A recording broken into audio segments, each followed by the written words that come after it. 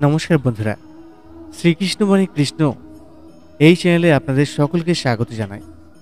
বন্ধুরা, আজ এই ভিডিওতে আমি বলতে চলেছি যে যদি কোনো ব্যক্তি ভগবানের শ্রীকৃষ্ণের নাম বারবার নিজের মুখে নেয় বা যদি কোনো ব্যক্তি ভগবান শ্রীকৃষ্ণকে মনে মনে স্মরণ করে ও শ্রীকৃষ্ণের কাছে প্রার্থনা করে, তাহলে তার শরীরে কি পরিবর্তন লক্ষ্য করা যায়। যে দুটো পরিবর্তনের কথা আমি আজ এই ভিডিওতে বলতে চলেছি, সেই দুটো পরিবর্তন যদি কখনো আপনি আপনার দেহে লক্ষ্য করেন, তাহলে বুঝবেন যে আপনার শ্রীকৃষ্ণের নেওয়া নাম সার্থক হয়েছে এবং ভগবান শ্রীকৃষ্ণ আপনার উপরে অত্যন্ত খুশি। আপনার জীবন ধন্য যে আপনি ভগবান শ্রীকৃষ্ণকে এই রূপে ডাকতে সক্ষম হয়েছেন। কেউ যদি একটু মন দিয়ে ভগবান শ্রীকৃষ্ণের নাম নেয় বা প্রার্থনা করে, তাহলে তার মধ্যে এই দুটো পরিবর্তন অবশ্যই লক্ষ্য করা যাবে। কিন্তু কি এই দুটো পরিবর্তন, সেটা আপনারা অবশ্যই এই ভিডিওতে এইবার এক মনে শুনুন।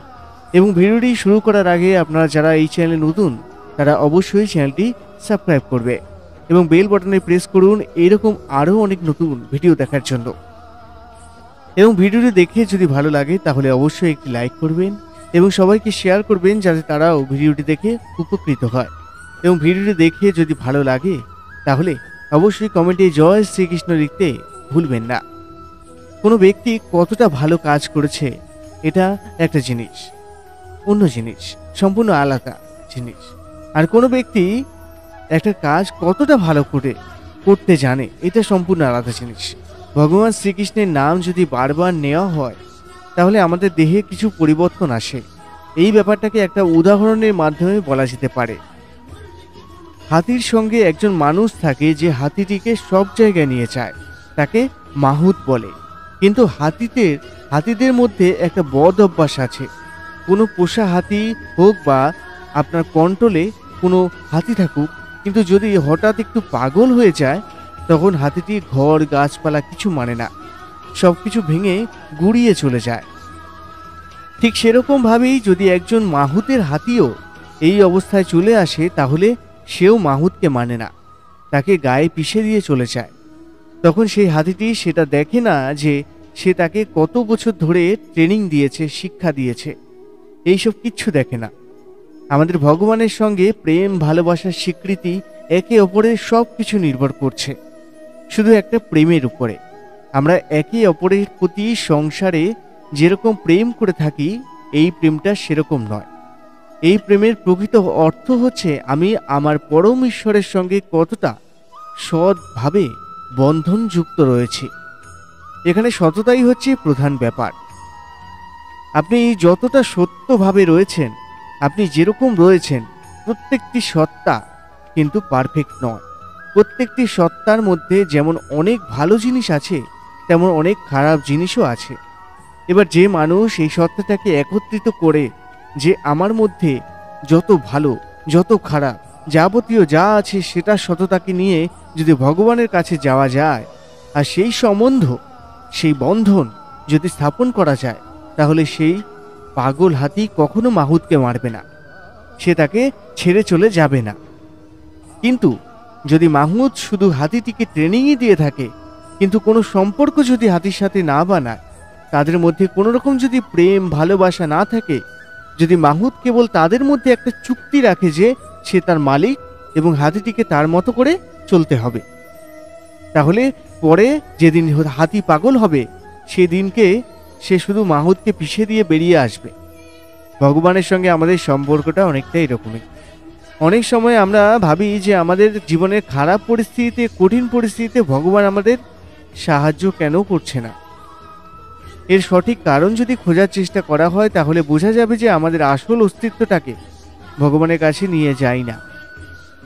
আমরা বলে থাকি যে এই মেয়েটাকে আমরা ভালোবাসি, কিন্তু এই মেয়েটির মা বাবা তাকে ধরে রেখেছে, তারা মেয়েটিকে আমার সাথে মেলামেশা করতে দিচ্ছে না। অনেক সময় এরকমও হয় যে এই মেয়েটিকে ভালোবাসা হয়, সেই মেয়েটি হয়তো দেখাও করতে পারছে না। আবার এরকম হয় যে আমি সব কিছু করে বসে আছি, তাও আমি কিছু পাচ্ছি না। এই সব কিছু সমস্যার সমাধান এটার মধ্যে আছে যে আমরা সেই বিষয়বস্তুটাকে নিয়ে যতটা প্রেমের মধ্যে রয়েছি, ততটা প্রেম আমরা ভগবানের প্রতি রাখিনি। যে মানুষটা ভগবানের প্রতি অতটা প্রেম অতটা বিশ্বাস রেখেছে, তিনি পারেন সব কিছু ঠিক করে দিতে। যে জিনিসটা আজকে এত বিগড়ে আছে, সেই জিনিসটা সারা জীবন এরকম থাকবে না।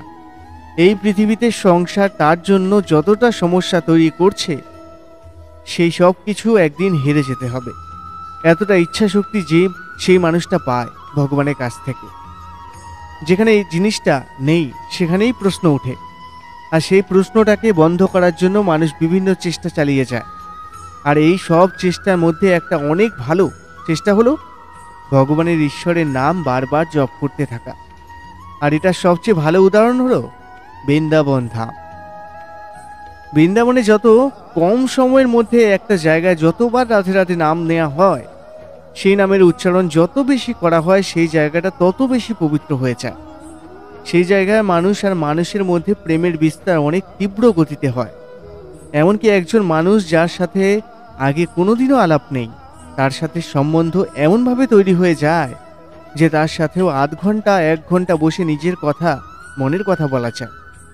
সেই মানুষটার দুঃখ কষ্ট শোনা যায়। ভগবান একটা এরকম জায়গা তৈরি করে দিয়েছেন, এরকম মঞ্চ তৈরি করে দিয়েছেন, যেখানে আমরা নিজেদের দুঃখ অন্য কোনো আত্মার সাথে শেয়ার করে সেটার সমাধান যদি বার করে নিতে পারি, তাহলে বারবার কোনো ছোটোখাটো কাজের জন্য আমাদের ভগবানের দরজায় গিয়ে দাঁড়াতে হবে না। যখন বারবার মানুষ ভগবান শ্রীকৃষ্ণের নাম নিতে আরম্ভ করে, তখন দুটো ছেঁড়া সুতো, যেটার একটা অংশ ভগবানের কাছে থাকে আরেকটা অংশ ভক্তের কাছে থাকে, সেটা জুড়তে আরম্ভ করে। সেটা ধীরে ধীরে কাছে আসতে আরম্ভ করে, আর তারপরে একে অপরের গায়ে ঠেকে যায়। ভগবান সব সময় নিজের সন্তানদের দেখছেন, কিন্তু সন্তানদের নিজেদের মা বাবার প্রতি কতটা টান, এটা দেখানোর জন্য প্রতিবারই সেই নামকে নিরন্তরভাবে মনের মধ্যে জপ করতে থাকতে হয়। কলকাতায় যখন কোনো মানুষ হাঁটে আর সে অন্য কাউকে পাশ কাটিয়ে যেতে চায়, তখন সে তাকে বলে যে দাদা একটু সরুন, যাওয়ার আছে। কিন্তু বৃন্দাবনে সেটা বলে না, সেটা বলা হয় রাধে রাধে। এইটুকু কথাই যথেষ্ট কারোর পাশ কাটিয়ে এগিয়ে যাওয়ার জন্য। আর এই নাম যত উচ্চারণ করা হয়, মানুষের দেহের মধ্যে সেই শক্তির সঞ্চার হচ্ছে, যেটা সকলের মধ্যেই আছে কিন্তু জাগ্রত নেই। আর সেটা জাগৃত তখনই হচ্ছে যখন আপনি সেই মুহূর্তটাকে উপভোগ করছেন এবং সেই মুহূর্তের মধ্যে নিজেকেও হারিয়ে দেওয়ার চেষ্টা করছেন। মানুষের দুঃখ কষ্ট বুঝে তাদের সাহায্য করার জন্য তাদের দিকে হাত বাড়িয়ে দেওয়া উচিত। জীবনে এই জিনিসটা খুব প্রয়োজন। আমরা বলি যে শুধু ভগবানের নাম নিয়ে আর কি হবে, কিন্তু যদি তোমার মধ্যে বিশ্বাস থাকে, তাহলে নাম নিলেই সব কিছু হয়ে যাবে। তার জন্য বিভিন্ন কোনো মন্ত্রের প্রয়োজন নেই। এমনকি বাবা লোকনাথও এই জিনিসটাই বলে গেছেন। তিনি বলে গেছেন, আমাকে পাওয়ার জন্য কেউ বিভিন্ন জায়গায় গিয়ে সময় নষ্ট করো না। আমাকে পাওয়ার জন্য কেউ বিভিন্ন রকম আয়োজন পুজো করো না। আমাকে যদি আমার নিজস্ব রূপে পেতে চাও, তাহলে কেবল আমার নামটিকে জপ করো, আমার নামটিকে স্মরণ করো। আমার নাম যত উচ্চারিত হবে, সেই জীবের কল্যাণ ততই হবে। আমার নামই হচ্ছে মহামন্ত্র, আর এটাই দিয়েই আমার পুজো সেরে নিও। আমার পুজোতে বেশি অর্থ নষ্ট অথবা বেশি সময় নষ্ট করো না। আর রাধে রাধে নামেরও আসল উদ্দেশ্য সেটাই।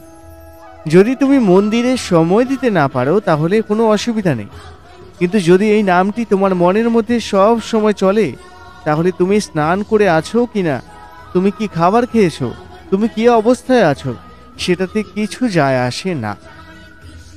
যেটা গুরুত্বপূর্ণ হলো সেটা হলো তোমার অন্তর শুদ্ধ আছে কিনা। যদি তোমার অন্তর শুদ্ধ থাকে, তাহলে সেটা সেই দুটো সুতো ছিঁড়ে গিয়েছিল, সেটা কাছে আস্তে আস্তে আরম্ভ করে কাছে আসার, তার মধ্যে গিট লাগতে আরম্ভ করে, আর সেই গিট সহজে ছিঁড়ে যায় না। নমস্কার বন্ধুরা, এতক্ষণ শুনলেন শ্রীকৃষ্ণ বাণী কৃষ্ণ, এই চ্যানেলের ভগবান শ্রীকৃষ্ণের একটি ভিডিও, যা থেকে আমরা বুঝতে পারলাম ভগবান শ্রীকৃষ্ণকে মন থেকে ডাকা যায়, তাই তো? তাই ভগবান শ্রীকৃষ্ণের নাম মন থেকে নিন। জয় শ্রীকৃষ্ণ, জয় রাধে রাধে।